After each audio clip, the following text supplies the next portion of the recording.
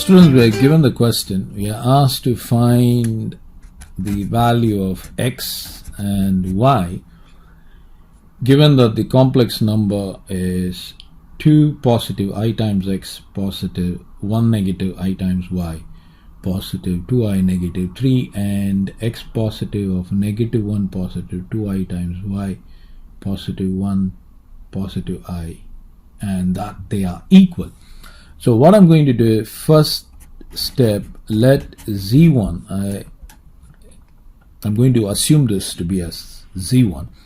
Let z1 be the first complex number, 2 positive I times x positive 1 negative I times y positive 2i negative 3. So this is the first complex number, and the second complex number, let z2 be equal to x positive of negative 1 positive 2i times y positive 1 positive I. Now given, what is given? Given that the two complex numbers are equal, so z1 is equal to z2. So this would mean 2 positive I times x positive 1 negative I times y positive 2i negative 3 is equal to x positive of negative 1 positive 2i times y positive 1 positive I.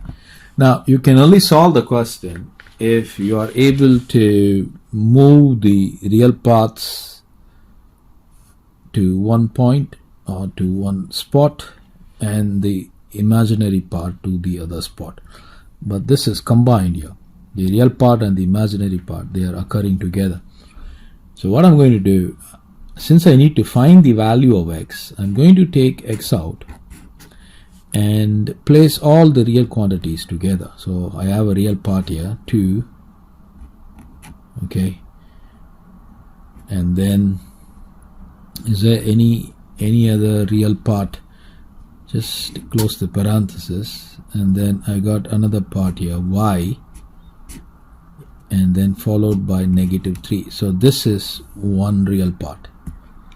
Now for the imaginary part, maybe I can place a parenthesis there, positive I times, I've got x there, and then a negative y there, followed by a positive 2 there. So this is the real part and this is the imaginary part. So similarly, club all the real parts together, x negative y positive 1, this is a real part, followed by imaginary part, positive I times 2y and 1.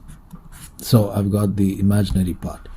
Now we have to find the value of x and y. So that is possible only if we equate the real part and the imaginary part. So let's write that statement. Equating the real part and the imaginary part, we get, so we got to put these components together, real part versus the real part, imaginary part versus the imaginary part. So let's see what we're getting then. So this is the equation we get, equating the real parts and equating the imaginary parts. So from here I can move the x's together, so 2x negative x, and then I can move the y's together, y positive y, and then I can move the 3 out to the right, so that's going to be 3 positive 1. So this is going to be x positive 2y is equal to 4. So let me name it as equation number 3. Okay, now from here I can move 2y, so it's going to be x negative y negative 2y, I can move 2 out, is equal to 1 negative 2, so it's going to be x negative 3y is equal to negative 1. So it's going to be x negative 3y is equal to negative 1. I take it as equation 4. Now solving 3 and 4, we get, so what do we get?